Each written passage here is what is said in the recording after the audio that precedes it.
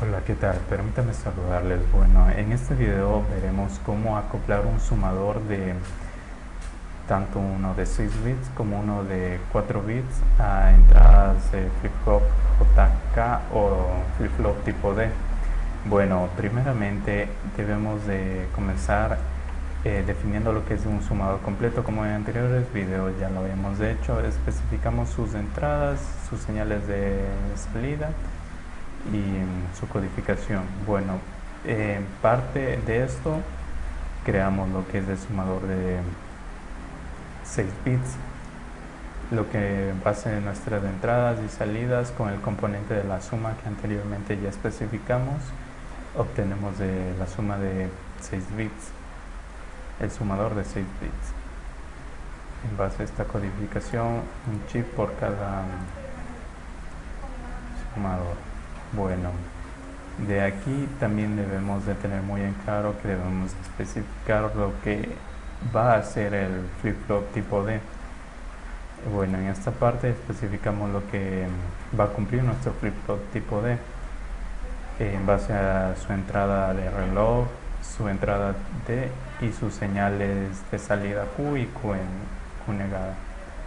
Bueno, en base a estas especificaciones que programamos de aquí con sentencias, va a cumplir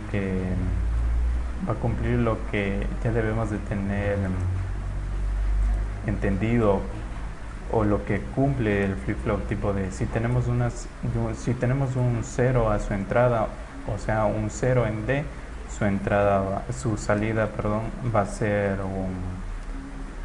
un 0 o un 1 dependiendo de su entrada. Por ejemplo, si tenemos un 0, su salida va a ser 0. Si tenemos un 1, su salida va a ser un 1.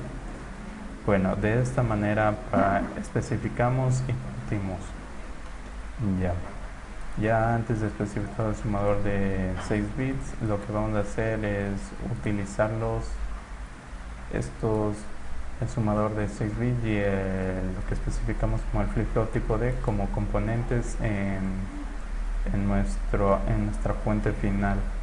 Bueno, en base a eso tenemos en las señales del reloj X, Y como señales de entrada, y así especificamos en su arquitectura los componentes, tanto lo que especificamos para el flip-flop tipo D y para el sumador de 6, y partimos. Así tendremos que en los flip-flop la señal de reloj, o sea CLK, va a ser igual, o sea va a ser la misma para todos los flip-flop.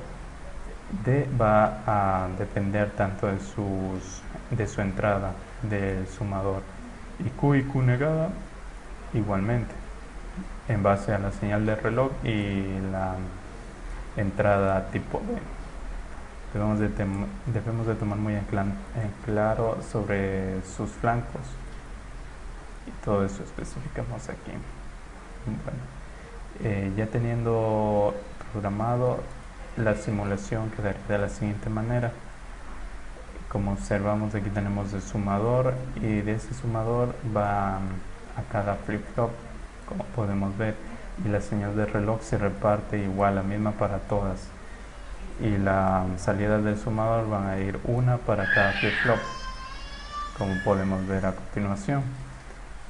Va a entrar, y aquí tenemos nuestras salidas Q y Q negada. Bueno, en la simulación ya antes estaba revisando, y como podemos ver, en base a sus entradas tenemos las salidas tanto para el primer flip-flop, su señal positiva y su señal y su señal negada. Claro, todo eso como anteriormente hemos visto en el esquemático, y vemos que cumple las especificaciones. Si cambiaría esta señal CLK un 0, sus salidas dependerían de las entradas. Por ejemplo, si es un si está como flancos de bajada o flancos de subida.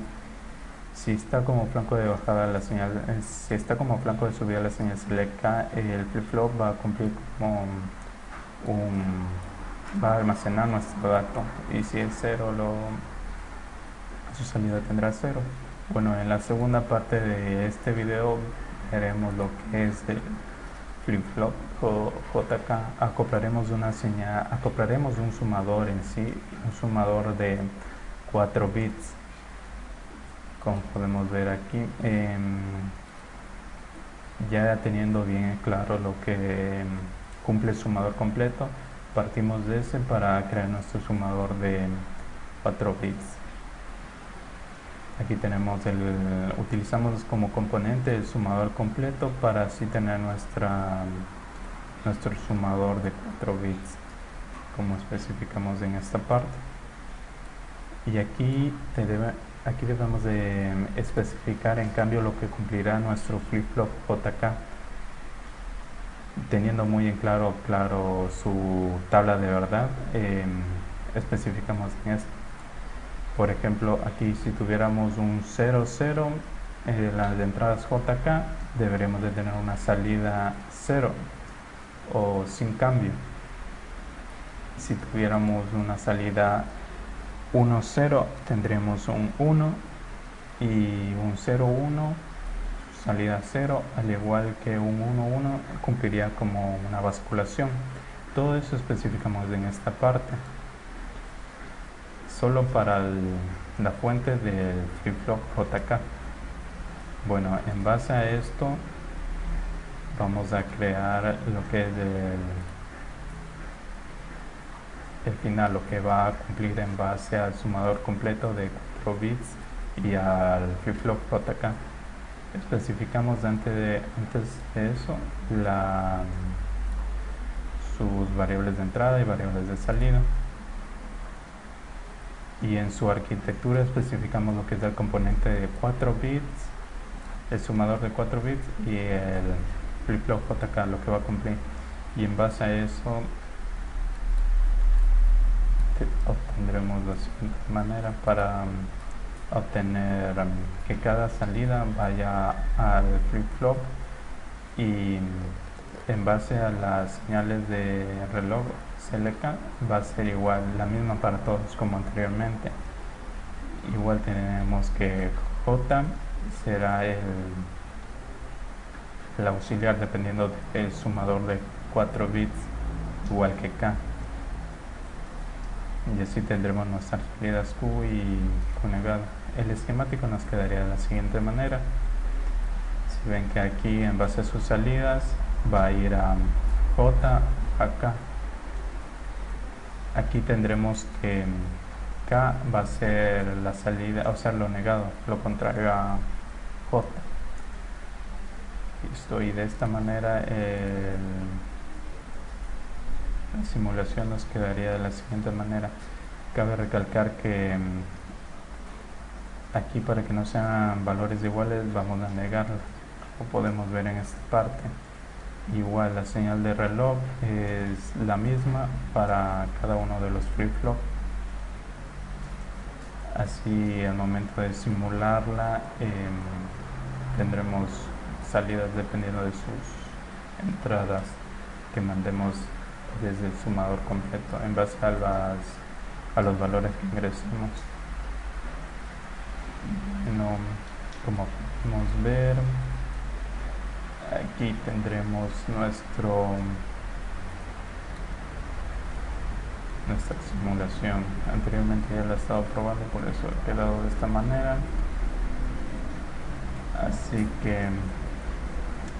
Así llegaríamos a las salidas. Aquí tendremos, como ya vimos en el esquemático, su entrada, y en base a sus entradas, sus salidas,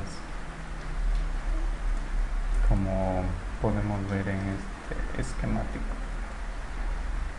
Ya del esquemático en la parte del sumador de 8 bits sacamos lo que es las señales para los flip-flop, y de esa manera obtendremos sus salidas.